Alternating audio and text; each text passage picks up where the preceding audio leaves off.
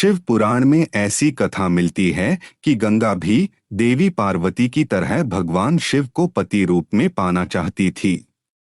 देवी पार्वती नहीं चाहती थी कि गंगा उनकी सौतन बने।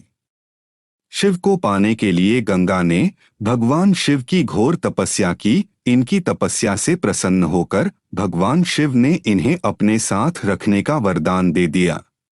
इसी वरदान के कारण जब गंगा धरती पर अपने पूरे वेग के साथ उतरी तो जल प्रलय से धरती को बचाने के लिए भगवान शिव ने उन्हें अपनी जटाओं में लपेट लिया।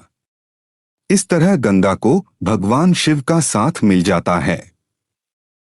एक बार शिवजी और माता पार्वती अपने निवास कैलाश पर्वत पर ध्यान में बैठे थे।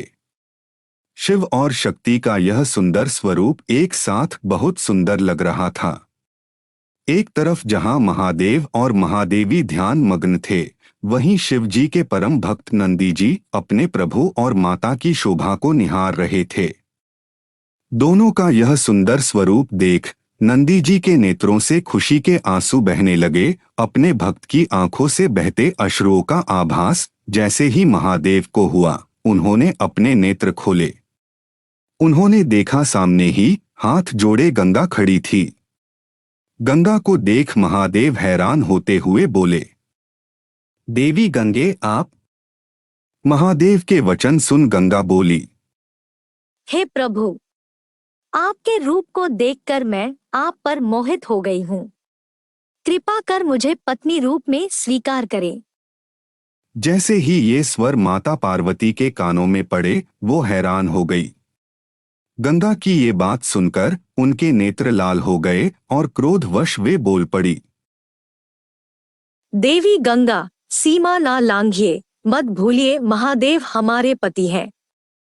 यह सुनकर गंगा बोली, अरे बहन, क्या फर्क पड़ता है? वैसे भी भले ही तुम महादेव की पत्नी हो, फिर भी देवाधिदेव महादेव शीश पर तो मुझे ही धारण करते हैं। जहाँ कहीं महादेव के साथ तुम नहीं जा सकती, मैं तो वहाँ भी पहुँच ही जाती हूँ। गंगा की ये बात सुनते ही माता पार्वती के क्रोध का ठिकाना न रहा। उनका क्रोध से मुख भयंकर हो गया। गंगे, तुमने मेरी बहन होकर भी सीमा लांघी है। मैं तुम्हें शाप देती हूँ, तुम में मृत देह बहेंगे। जग जन के पाप धोते धोते तुम मैली हो जाओगी और तुम्हारा ये अहम तोड़ते हुए तुम्हारा रंग भी काला पड़ जाएगा। गंगा यह सुनते ही महादेव और महादेवी के चरणों में गिर गई। वो अपनी भूल समझ गई तथा महादेव और पार्वती से क्षमा याचना करने लगी। तब महादेव ने कहा, हे गंगे, यह शाप तो अब फलित होकर रहेगा, पर तुम्हारे पश्चाताप से प्रसन्न होकर हम तुम्हारे शाप से मुक्ति देते हैं। हे गंगा, तुम जनमानस के पापों से दूषित होंगी, पर संतजन के स्नान से तुम्हारा शुद्धि तुम्हें वापस प्राप्त होगी। इस प्रकार भगवान शिव ने मां गंगा को आशीर्वाद दिया। इसके बाद से ही गंगा में स्नान से पाप धुलने लगे। तब से ही लोग गंगा में स्नान करने के लिए दूर दूर से आते हैं और भूल चूक में हुए पापों से मुक्ति पाते हैं।